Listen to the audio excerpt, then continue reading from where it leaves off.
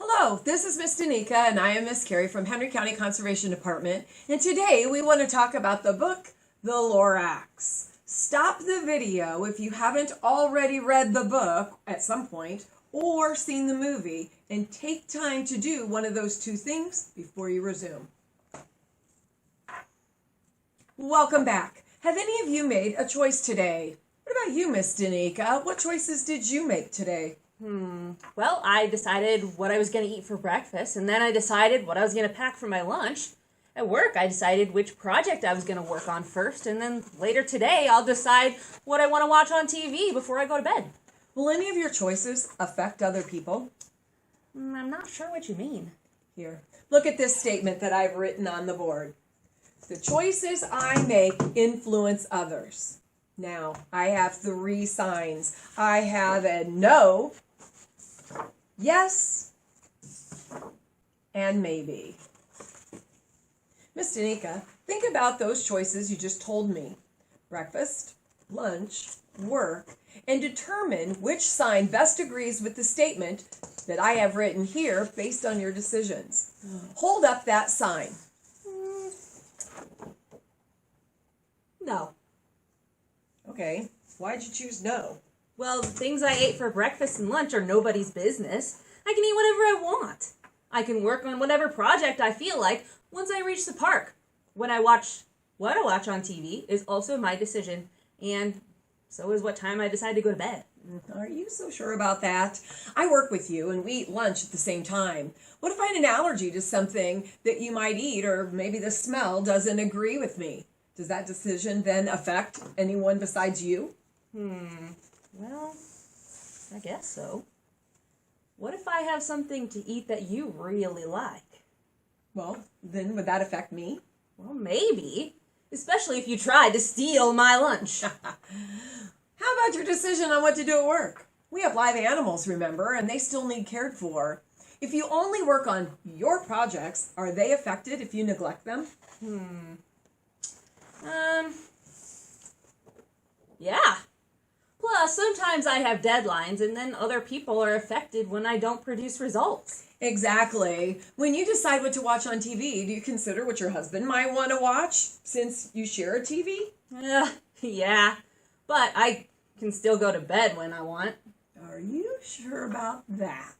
Now, I know I prefer that you get a good night's sleep so you aren't grouchy the next day when I have to see you.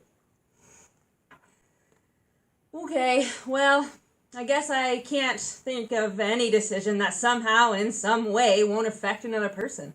Now, let's focus on the book or the movie, The Lorax, and think about the characters. Which character do you think you sounded like when you basically said, I can do whatever I want?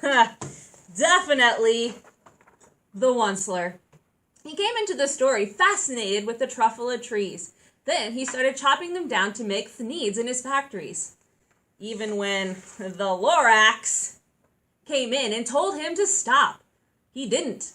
He didn't care who was affected or who had to leave. What do you mean leave? Who had to leave and why? Well, for starters, the brown barbaloots had to leave because the truffle of trees were supposed to provide them with food. But since the trees were gone, so were the truffle of fruits. No food. Next, the Swami Swans left. The factories polluted the air so they couldn't sing. And they had to go where the air was clean.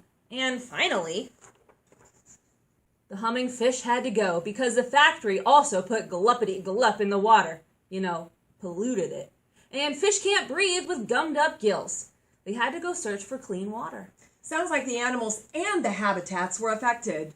Kids, remember we talked about the 5 major habitats, and then we talked about the 4 things that a habitat needs to provide. First, which habitats did we have in the book? We had forest, water, and probably fields. You're right, I think so too. 3 of the 5 that we talked about. And what does the habitat need to provide the animals that live there? Well, they need food and water and shelter, and then, of course, a place to raise their families. Sounds to me like some of those things were destroyed by the Onceler's factory. No food for the Barbaloots, and the water was polluted. Polluted? Do you mean you couldn't drink the water, or the fish couldn't swim? Well, I wouldn't want to drink the water with all that gunk from the factory in it. That's what pollution is. Stuff that shouldn't be there, that's bad for you, the animals, or the plants. In this case, the bad stuff in the water gummed up the fish's gills. The gills are how fish breathe. It would be like us trying to breathe with a pillow stuffed over our face. Ugh, it's not just water that can get dirty. Air and the land all can potentially have bad stuff in them or be polluted. There are so many ways to have a discussion right now. Remember all those animals left their homes. We could talk about endangered species or extirpated species, or the fact that animals no longer have homes. Think back to what a habitat needs to provide. This is all pretty bad stuff. And to think, we haven't even touched on the problem of trees being cut down. I like breathing. No, I like breathing too.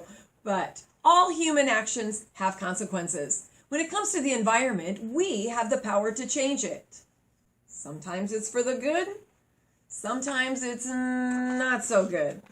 In this book, The Lorax, the problems were created by the decisions that people made. I have an idea.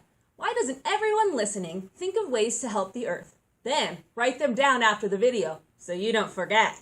That is a wonderful idea. At the end of the book, the Lorax left the word unless. What do you think he meant?